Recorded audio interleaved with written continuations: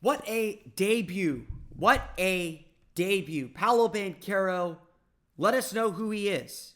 Let us know what's coming next. The Magic win their first Summer League game. It's time to talk about it here on a Friday edition of Locked On Magic. You are Locked On Magic, your daily Orlando Magic podcast. Part of the Locked On Podcast Network, your team every day.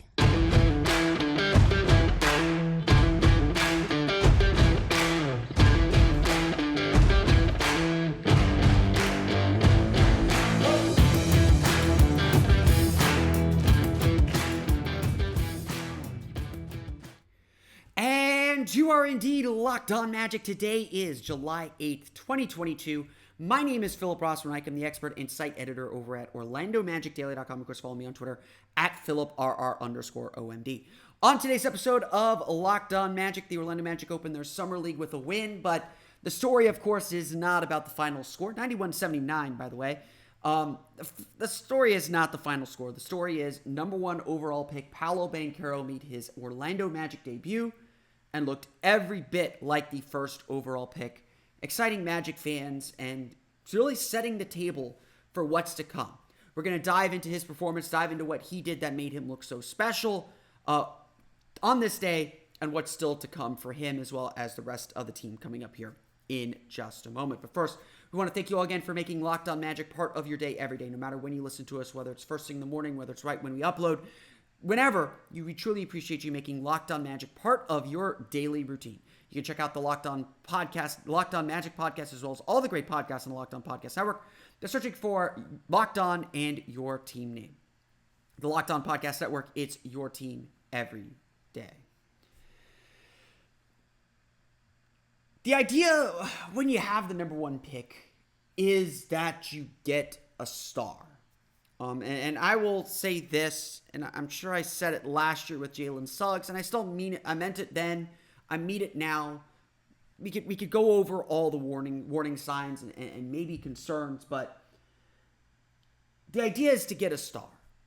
The idea is to get someone who can create his own shot, be a facilitator, be the guy that you run everything through, that can beat defenses when they're set. And ultimately, when it came down to the question of who the Magic were going to take,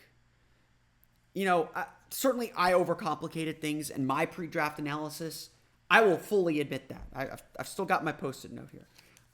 I fully admit that we probably overcomplicated the matter. But at the end of the day, I always said this, and it was the reason why I picked him in the pre-draft process and why I was always okay with him as the selection.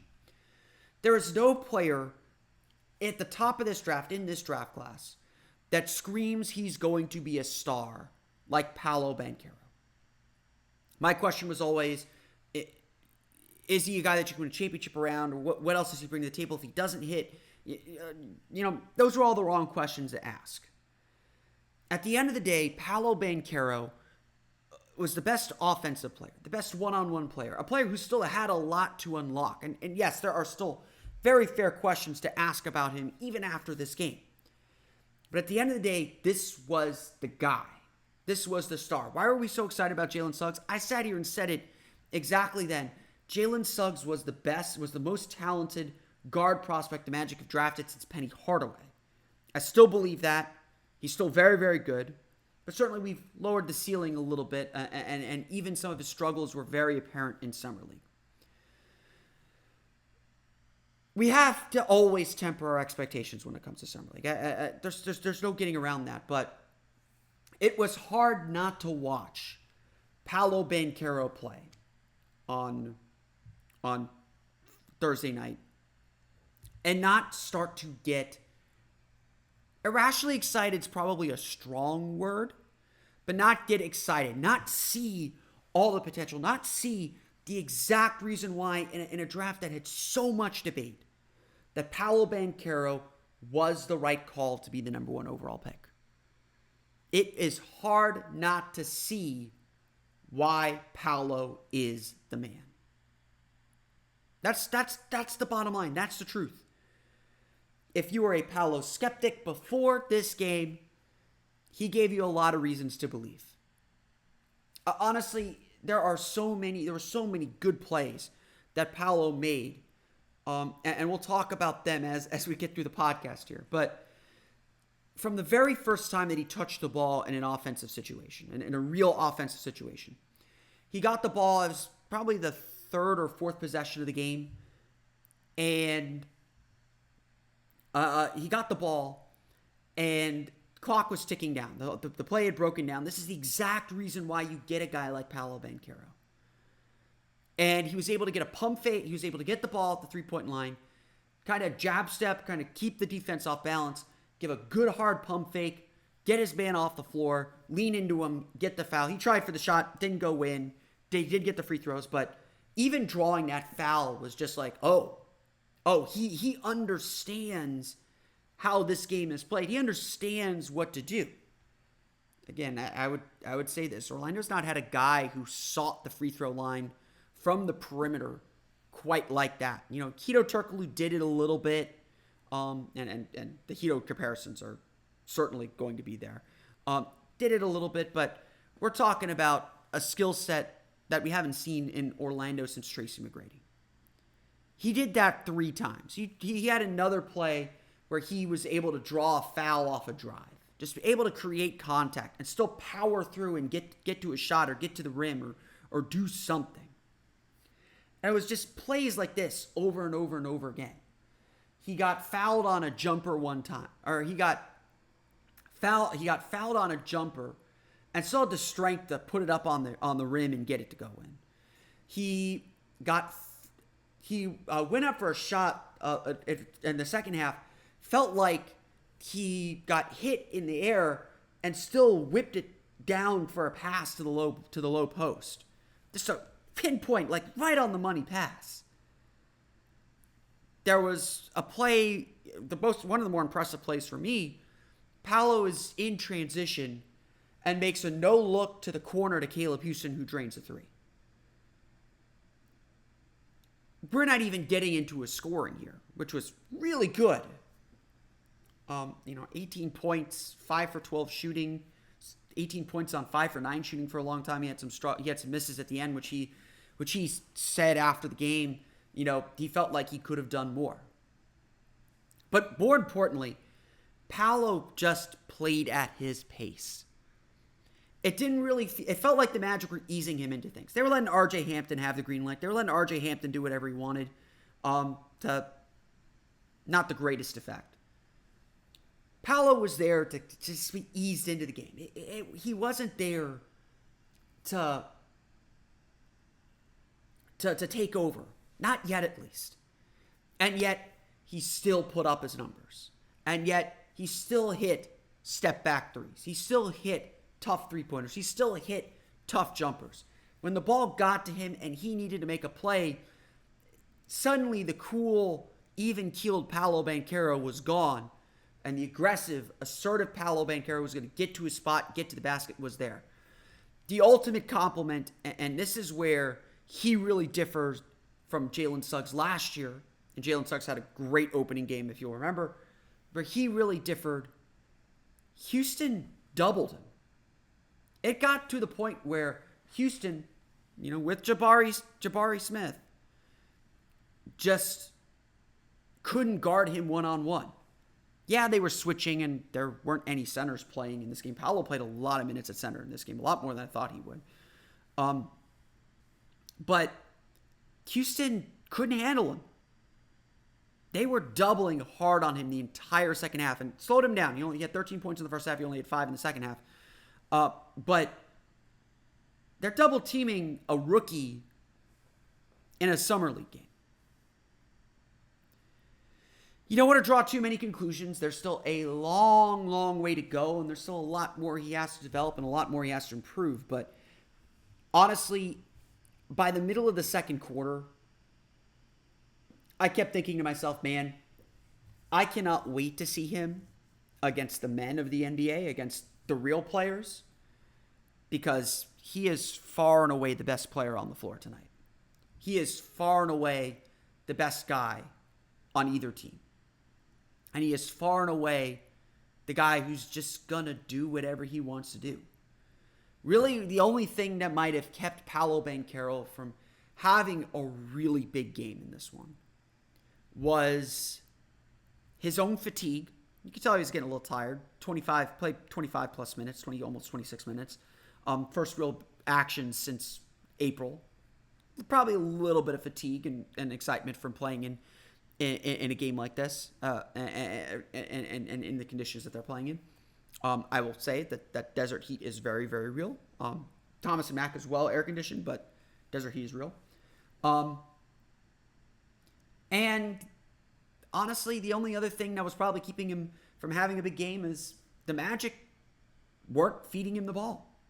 The Magic weren't playing through him. They were asking him to be the point guard. They were asking him to be a playmaker, but they weren't, and certainly he wasn't going for points. He wasn't going for scores. And honestly, that, as impressive as his 18 points were on 12 shots, as impressive as all that was, the 6 assists are probably much more impressive to me. Everyone talked about how he is an extremely gifted passer. They undersold it. He was making some really tough passes. He was passing guys open. And yeah, some of his teammates couldn't handle some of his passes, but he made all the right reads. I know I talked about this yesterday. Score lines don't matter. Watch the games. Paolo Banchero earned every bit of his score line. Every bit of his score line. Every bit of what he did. His score line reflects... Honestly, it doesn't reflect how good he played, because there were 2 or 3 assists that were missed because the player mishandled the ball. There were a couple layups that he missed that he will get as he gets back into kind of playing shape. There were he wasn't reading the double teams perfectly. There's a lot more he has to get better at. Let's not kid ourselves here. But Paolo Banchero played a phenomenal game. Played an absolutely fantastic game. A game that really sets the table for what's to come. Because this is just the beginning. There's still a lot more that he's going to do. What more is he going to do? Where can he still get better? We'll talk about that coming up here in just a moment. But first, a quick word from our pals at TrueBill. Do you know why free trials renew without your consent? It's really a business scam out to get you. Don't let greedy corporations pocket your money. Download TrueBill to take control of your subscriptions today. TrueBill is the new app that helps you identify and stop paying for subscriptions you don't need, want, or simply forgot about. On average, people save up to $720 per year with TrueBill. Because companies make subscriptions hard to cancel, TrueBill makes it incredibly simple. Just link your accounts and TrueBill will cancel your unwanted subscriptions in one tap. And your TrueBill concierge is there when you need them to cancel unwanted subscriptions so you don't have to. TrueBill has more than 2 million users and helped them save more than $100 million. Don't fall for subscription scams. Start canceling today at TrueBill.com/LockedOnNBA. Go right now, TrueBill.com/LockedOnNBA. It could save you thousands a year. So like I said, just a really incredible game for Paolo Banchero. And this first game was always going to be about him. Just like last year was all about Jalen Suggs. And Suggs had a fantastic game in his Summer League debut. Had a fantastic game in his Summer League debut, including that game-saving block. Paolo Banchero was just phenomenal. Like, I cannot describe it. Go find his highlights. If you're watching on YouTube, save this page, open a new tab, go watch Paolo Banchero against the Houston Rockets. Just a fantastic game. There's just no other way around it. No other way to describe it. Just a fantastic game. Cannot be upset with anything that Paolo Banchero did in this game. But it is really, really important to remember that this is just the start. Like I said, the Magic didn't really run. They ran stuff through Paolo as a playmaker. And he was really good at that, actually. It was really kind of surprising. I think I probably oversold the kind of ISO aspects, and I think that's going to be a part of his game and a part of what the Magic are doing that they're going to continue to evolve and continue to add to this offense. But by the same token, there's still a lot more for Paolo to do and a lot more for Paolo to bring to the table. I really think that, there are still plenty of areas where he's going to get better. And now that he's got this one game under his belt, I think he's going to look a lot more comfortable and look to be a lot more assertive in Saturday's game against Sacramento. First off, teams doubled him. I don't think that will be the last time he sees a double team. And this is always a tough evolution for a lot of young players. When they start to see doubles, can you read it quickly enough? And certainly in the NBA, it's a lot quicker than it is in college. You're not dealing with zone defenses, although the Magic played a really interesting kind of defense. They played they switched on the perimeter, and then if you got beat, they kind of turned into a strong side zone. It was interesting to watch and led them to be a little bit late getting out to three-point shooters on occasion, but really overall solid defensively. They got beat a lot on the perimeter, and Paolo was certainly one of them. I will say this about Paolo Banchero's defense. He is big enough that he can recover. He's big enough and athletic enough that if he gets beat, he is able to at least get a hand on the ball. He is able to kind of find his way back into games. But look, there's a reason Paolo Banchero still had 6 fouls in this game. If there is a weak spot in Paolo's game and a weak spot in his performance, it's worth pointing out his defense still needs a lot of work. And some of it is one of the big concerns from the pre-draft process. It's just kind of effort. Wasn't really getting down into his stance. Wasn't really getting into it. But he did have some great defensive plays, so we know that it's in there. That's always been the case with Paolo Banchero. We know that good defense is in there if you'll buy in and commit to it. On top of that, I would say that Paolo wasn't looking to be physical, and some of that might be by design. I know there's a lot of focus on his physicality, and certainly when he was trying to establish post position, he used his size, he used his strength to kind of get where he wanted. Defensively, on the glass, even to some extent on screens, wasn't really getting physical, wasn't really playing, with physicality. Some of that might be by design, but, again, things he's going to continue to add, things he's going to continue to improve on. I think we would all like to see him be more sort of getting to the basket. He settled for his jumper. He made a lot of them. Certainly looks better when you do that. He's certainly capable of making them. But I think he's going to get there. And again, I thought he got real fatigued toward the end of the game. I felt like as he got more comfortable, as he got a little more adventurous with his shot selection, you could tell fatigue was setting in. He still got to his spots. Look, if you watch the game, you understand Paolo Banchero was the best player on the floor for the Orlando Magic. He was just by far the best player on the floor for this team. And that's I mean, again, you have the best player on the floor, you have a chance to win. That's the rule, at least. He was just far and away just the most magnetic presence on the court. So this is not to say that, I bring up the things that he needs to continue to improve on, not to say that, not to bring it down, not to bring him down, but to say, like, look, this is just the start. This is not, one summer league game is not a rubber stamp, we're done. Certainly, if he doesn't play Saturday, I'll be upset as a fan, but I won't be upset because he showed to me he's ready for the NBA. He showed to me that he is a man among boys. And the only thing I'd like to see Saturday is I'd like to see him be more assertive. I'd like to see him understand that part of this experience, is that, look, I'm really good. I am better than a lot of these guys. It's good to fit in. Sometimes you need to stand out. And certainly, Banchero picked his moments to do that. But he wasn't doing that from the very, very, very get-go. And that's what I mean by this being just the beginning. This is just the start. He is going to add more layers to his game. And I'm not talking about add layers as in get better or add something over the offseason. I mean, in the very, very short term, he's going to add layers to his game. He's going to add things, as far as just being more comfortable doing them on an NBA floor.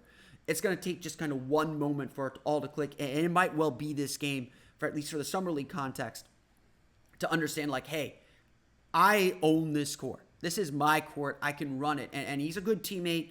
He's going to keep guys involved. He's a great passer. He's going to make the right play. And that was something that Jamal Mosley said on the broadcast. He just makes the right decisions. He makes the right plays over and over and over again. Get excited, be excited, really love this game, understand some of these shortcomings. It's important to note them, but know that more is on the way. And Paolo knows it too. That's the real interesting and exciting part. Paolo knows there is much more coming. There is much more on the way for him and for this team. it was a really, really exciting game. It was a really, really exciting performance for Paolo Banchero. But, it's more exciting knowing that this isn't the peak. As good as he played, he's going to play a lot better in the coming week, for however long he plays, and he's going to be really, really good. And he's going to be really good, or this should translate into something in the fall. And again, I remember sitting there in the middle of the second quarter, and I really said to myself, like, he doesn't need this. He's ready. I want to see him against NBA guys. And again, Oklahoma City's got a lot of NBA guys. I'd like to see him play Monday. Keegan Murray's going to be an interesting matchup on Saturday, but I would like to see him play against Oklahoma City. I think that would be a really good test for him and a really good place to kind of end his summer league, most likely. If you play 5 games, he plays 3. That's more than enough. We'll talk about some of the other performances, go through the box score as the Orlando Magic win their summer league game coming up here in just a moment. But first, BetOnline.net is your number one source for all your betting needs and sports info. Find all the latest sports developments and league reviews and news, including Major League Baseball and NBA futures, only on BetOnline. Well, not only on BetOnline.net, but at BetOnline.net. You could, obviously, the odds for Rookie of the Year changed a little bit after the Summer League in Salt Lake City, but never tell Paolo Banchero the odds. I am sure they are changing a little bit now, but if you want to jump in before everyone understands that Paolo Banchero is going to win Rookie of the Year, your odds are probably good right now to go ahead and do that. BetOnline is your continued source for all your sporting wagering information, including live betting, esports, and scores. And BetOnline.net remains the best spot for all of your sports scores, podcasts, and news this season. BetOnline.net is the fastest and easiest way to check in on all your favorite sports and events, including MMA, boxing, and golf. Head to the website today or use your mobile device to learn more about the trends and action. BetOnline, where the game starts.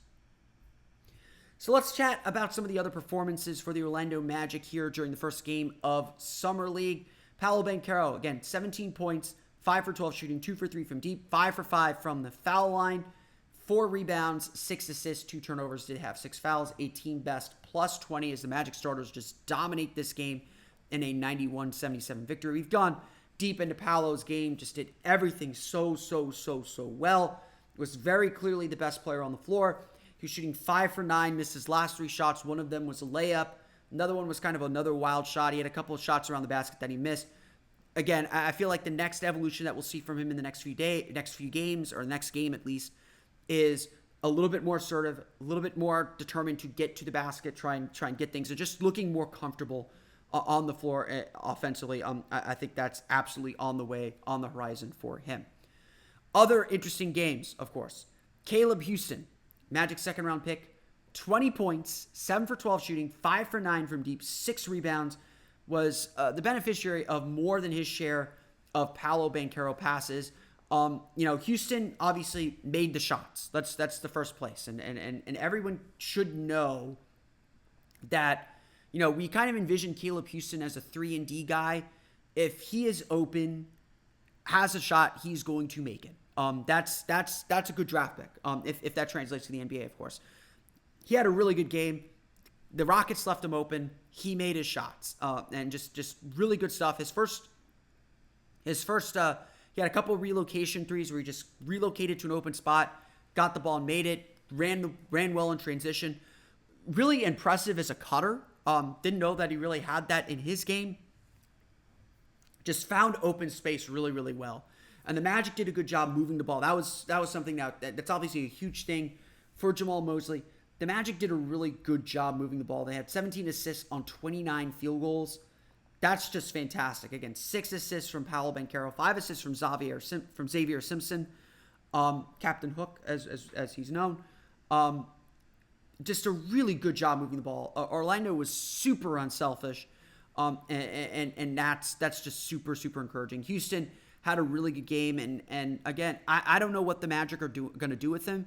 He has not signed his rookie contract yet. I have a sinking suspicion they're going to try and use him in the G League this year, kind of let him develop the majority of the year in the G League. If he has another game like he had in this one, they can't wait. He's got to be on the main roster, and the Magic just got to find a way to make room for him. I'd hope it doesn't cost Evan Kennedy a job, because I think he did really well in this game. 15 points, 4 for 10 shooting, 3 for 8 from deep. Just a great three-point shooter. Yeah, he had 2 threes early. Just a really good three-point shooter. His defense was a little bit suspect on the ball, but he fought, he competed, all you could ask for. But Caleb Houston's going to push his way onto the roster if he continues to play at this level. The other big story from this game, RJ Hampton, 11 points, 11 rebounds, 4 for 11 shooting, 0 for 2 from deep, 3 for 5 from the foul line, 3 turnovers. On the surface, does not look like a terrible game. Yes, didn't shoot the ball particularly well, but the double-double's nice, did some nice things overall. But if you watch the game, you understand that this was not an impressive game from RJ Hampton. This was not a good game at all. If you're going to come in your third year and get these extra reps, you need to look like you know what you're doing. You need to look like you understand what's going to come in the NBA, what's going to help your team win, what's going to help in all those facets. And frankly, RJ Hampton didn't do that. Quite frankly, RJ Hampton just did not do that. It was a rough go for RJ. I think he had the green light, and I think very early on in the game, he was just simply trying to do too much. He was going a million miles a second. He was driving into the paint and just kind of throwing up wild shots. He committed a couple charges where a couple turnovers came from. He just was not making good decisions. And, again, it was at least being aggressive. I don't necessarily mind him being aggressive, but he was trying to make an impression. And that's not what the Magic need him to do. Throughout the whole game, he was dribbling the air out of the ball. He was trying way too hard to be a creator instead of just keeping the ball moving. Instead of just kind of being, trusting that the ball will come back to him. It looked like he wanted to put up a big number and impress people, and it frankly just did the opposite, because the way RJ Hampton's going to play on the main roster is as, certainly in transition, he had a nice dunk, he had some nice plays in transition, but he's going to be a guy that has to keep the ball moving, that has to use his speed, has to be a spot-up shooter, has to be a defender. And the big thing that we all wanted to see from him in this summer league is to play under more control, to be to just be present, to be under control, to, know when to use his speed, know when to slow down, know when to get the ball moving. And none of those elements were just there in this game. Now, could he have been a little bit excited? Could he have been trying to do too much? Absolutely. But now, this guy should know what it takes to be in the NBA. This guy should know exactly what the NBA is going to ask of him. And he just didn't play that way in this game. And that part is more than a little disappointing, to be perfectly honest, because we expect a whole lot more from him. We expect him to, again, he's a third-year player. We expect him to be a level above everyone as far as composure, as far as, understanding how to play the game. And it just wasn't there for him in this one. Again, he's going to have another game. Don't judge everyone by one game. The whole story, the whole narrative could flip after Saturday's game. But, certainly a frustrating and disappointing performance for RJ Hampton. For a Summer League game, Orlando does pretty well. 20. Let me make sure I have this column right. Only 10 turnovers, which you have to like. They do shoot 39.2% from floor, 42.4% from beyond the arc. 14 of their 29 makes were three-pointers, so a very three-point heavy team. They do get to the foul line for 24 free throws, 19 of 24 from the foul line. 91-77 in a Summer League game. 91 points in a Summer League game is really, really impressive. Houston only shoots 38.8% from the floor. They turn the ball over 13 times, just 9 for 31 from deep, as Orlando's able to kind of hold them down. Josh Christopher leads Houston with 22 points. Jabari Smith Jr., 10 points, 4 for 10 shooting, 1 for 4 from deep, 7 rebounds. Paolo got him on a really nice block. Jabari got going a little bit more in the second half, but mostly when Paolo wasn't on him. Again, it did feel like that Houston needed to set up Jabari better. They couldn't really get him going, so, certainly Houston hopes that translates over, that when they have better players around him, they'll be able to find him and kind of get him in the flow of things. But very clearly, Paolo Banchero won this battle and was very clearly the best player on the floor for either team. The Orlando Magic defeat the Houston Rockets 91-77. They're back in action Saturday for an afternoon tip against the Sacramento Kings. That'll tip off at 4 p.m. Eastern Time once again on ESPN. But that's going to do it for me today. I want to thank you all again for listening to today's episode of Locked On Magic. Of course, find us on Twitter at Locked On Magic. Subscribe to the podcast on Apple Podcasts, Stitcher, TuneIn, Himalaya, Google Play, Spotify, Odyssey, and all the fun places to download podcasts to your podcast-enabled listening device. You can find me on Twitter at PhilipRR_MD. And of course, for the latest on the Orlando Magic, be sure to check out OrlandoMagicDaily.com. Now that you're done with us, go get the national perspective. Check out Locked On NBA, covering the latest in the NBA with daily headlines and hosts from around the Locked On Podcast Network. Check it out today at Locked On NBA. But that's going to do it for me today. I want to thank you all again for listening to today's episode of Locked On Magic. For Orlando Magic Daily and Locked On Magic, this has been Philip Rossman-Reich. We'll see you all again next time for another episode of Locked On Magic.